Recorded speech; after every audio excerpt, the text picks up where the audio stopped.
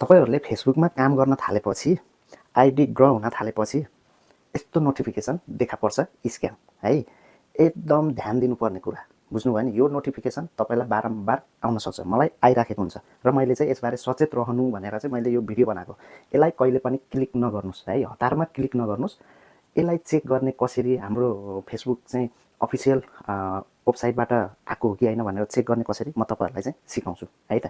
ल सुन्नुस् है, तपाई आफ्नो फेसबुकमा यसरी आएपछि तपाईको यो नोटिफिकेसनमा क्लिक नगर्नु है। त्यस्तो स्क्यामहरु आए पनि अथवा फेसबुकको अफिसियल हो कि हैन भनेर थाहा पाउनको लागि तपाईले चाहिँ आफ्नो फेसबुकमा चाहिँ क्लिक गर्ने। यहाँ माथि 3 डट हुन्छ हैन, यसमा गएर पेज स्ट्याटसमा मैले यसबारे भिडियो बनाएको थिएँ, त्यो कालो केटालाई नहेर्नुस् के, यता ध्यान दिनुस्।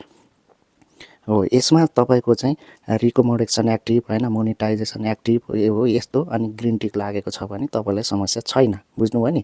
तपाईलाई फेसबुकबाट चाहिँ समस्या आएको छ भने मोनेटाइजेसन यहाँ कि त तपाईको सस्पेन्ड हानेको अथवा कपिराइट एनिथिङ तपाईको चाहिँ चेक गर्न सक्नुहुन्छ। अनि रिकमेन्डेसन तपाईको यहाँ हेर्न सक्नुहुन्छ, चेक गर्न सक्नुहुन्छ।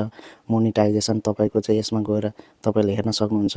अनि तपाईलाई अर्को कुरा है, अब प्रोफेसनल ड्यासबोर्डमा गएर तपाईले मोनेटाइजेसनमा गएर यहाँ वरिपरि हेर्न सक्नुहुन्छ। हो, यता प्रब्लम छैन भने तपाईको यो नोटिफिकेसनमा गएर चाहिँ त्यसलाई क्लिकै नगर्नुस्, हटाइदिनु।